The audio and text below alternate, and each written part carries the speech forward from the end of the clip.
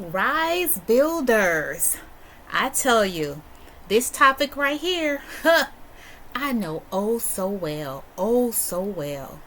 Because I remember when I first got married, that was my go to. You did anything to me, said something I didn't like, yeah, I was going to silent you. That silent treatment thing, that was my go to. And my husband, he did it as well. And yeah, but we had to learn that was not going to work if we were going to stay married. That was not going to work. At some point in time, we had to learn how to communicate. So walking around with an attitude for weeks at a time was not going to work. And when I say weeks at a time, literally weeks at a time. I wouldn't say nothing to you. You wouldn't say nothing to me. You know why? Because two imperfect people coming together trying to be perfect and not understanding you would never be perfect in your relationship, never.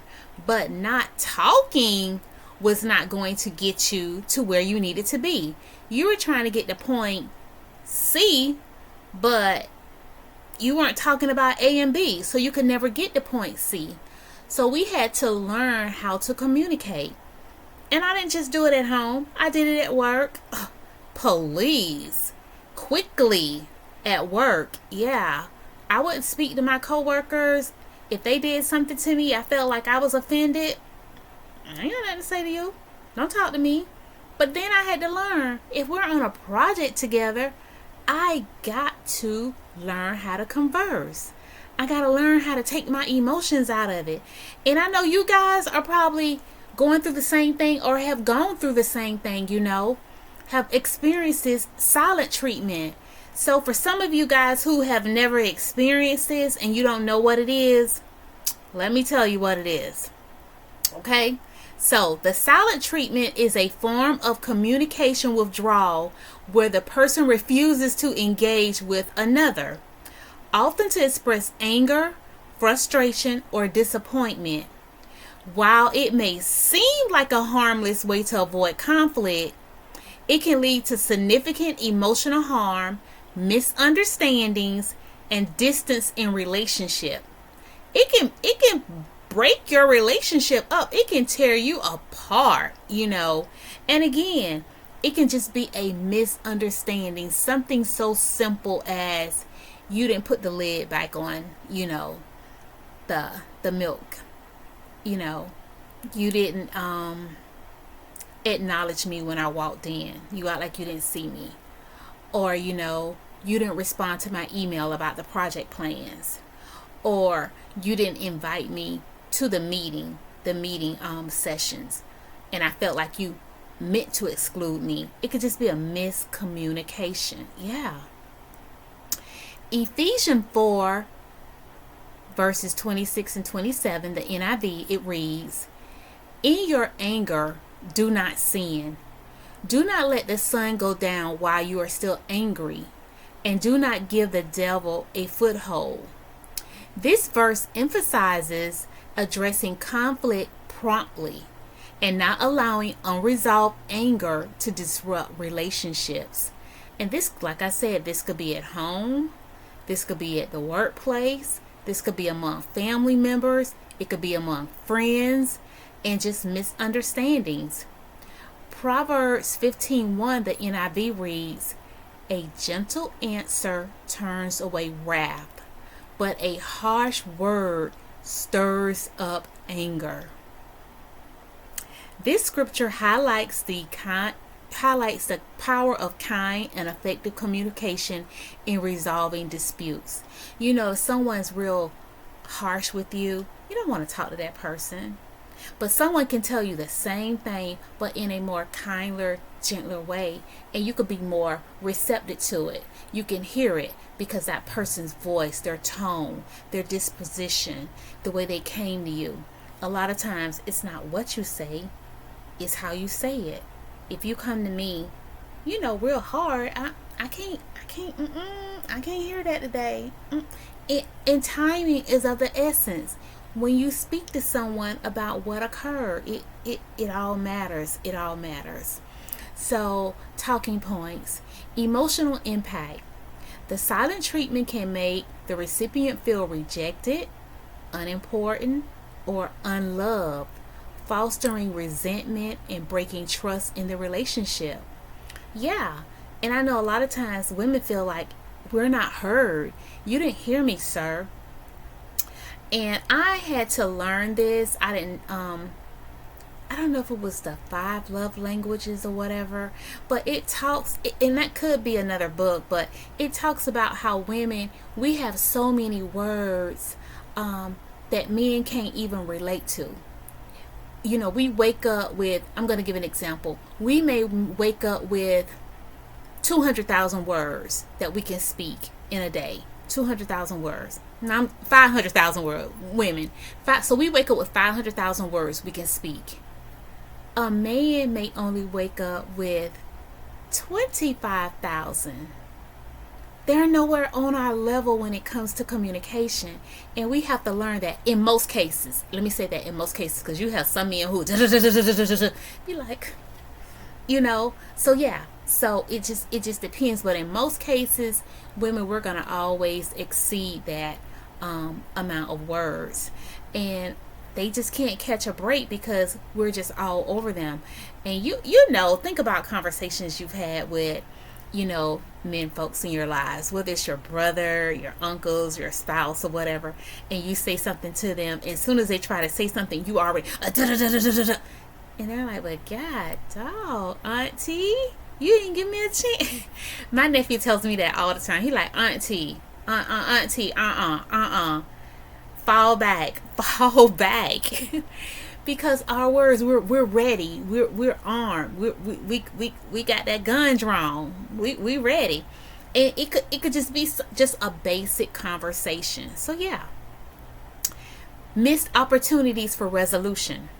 Silence prevents both parties from addressing the root cause of the issue, leaving conflicts unresolved and tension lingering. And you know how you can have that lingering tension? You can feel it, you can cut it. You can cut it with a knife.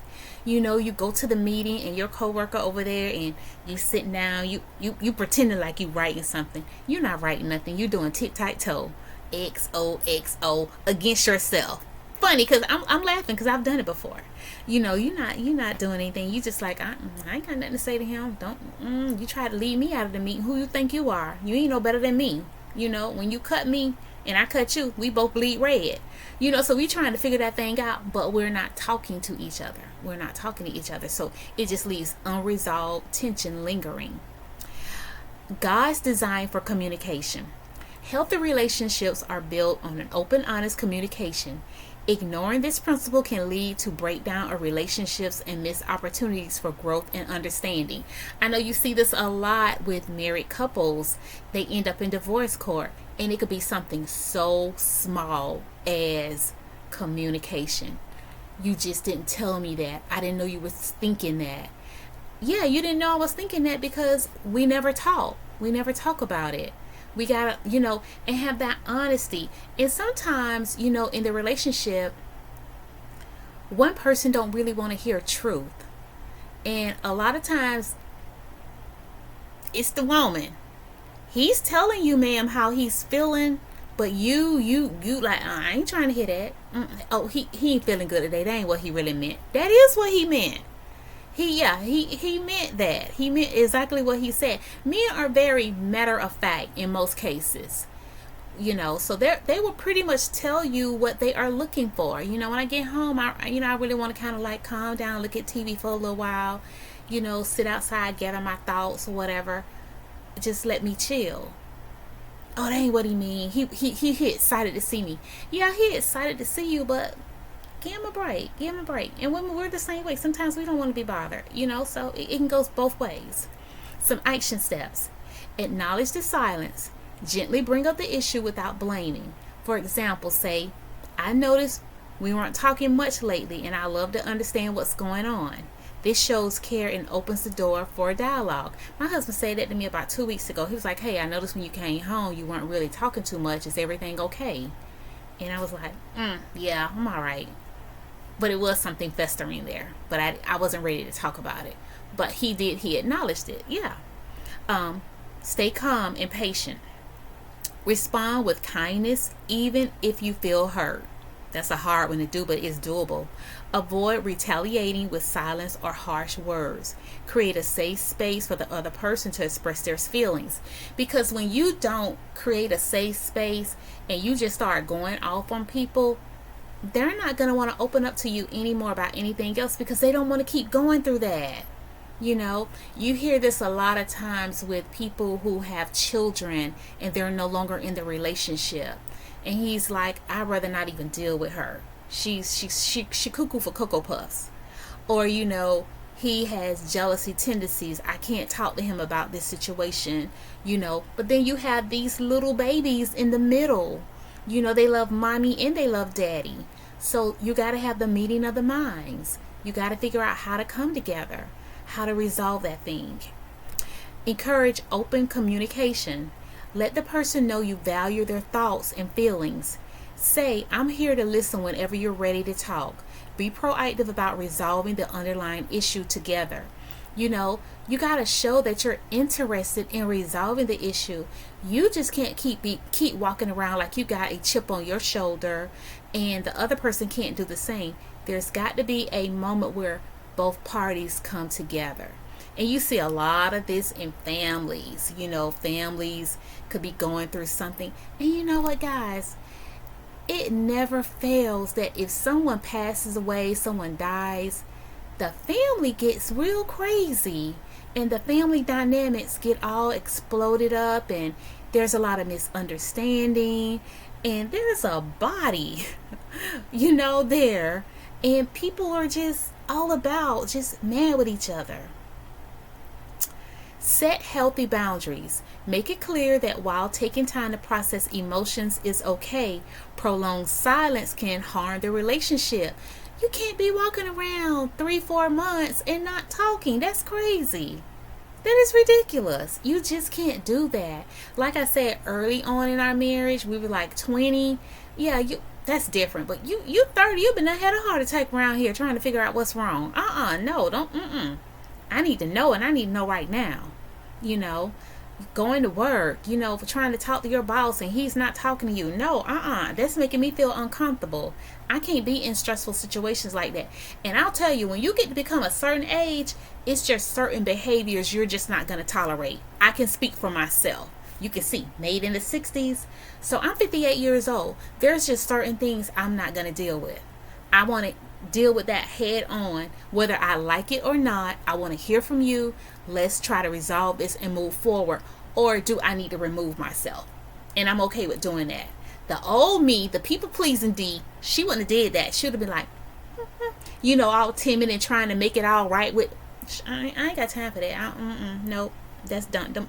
You should have got her in her 30s. When she was there, you should have got with me then. Now, totally different. Seek guidance and prayer. Pray for wisdom and peace in the relationship. If needed, involve a neutral third party, such as a trusted counselor, a spiritual leader, to mitigate and provide biblical guidance. So there are times when you do need to seek counseling, but you want to make sure you're seeking out someone who can really handle, the situation. Who's not going to be on one person's side or the other person's side.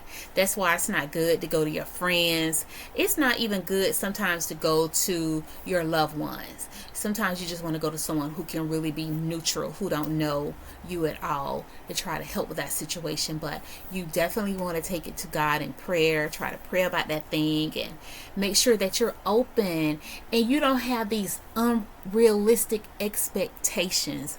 We put these unrealistic expectations on people, and we shouldn't do that. Go in with the mindset that I might need to be critiqued.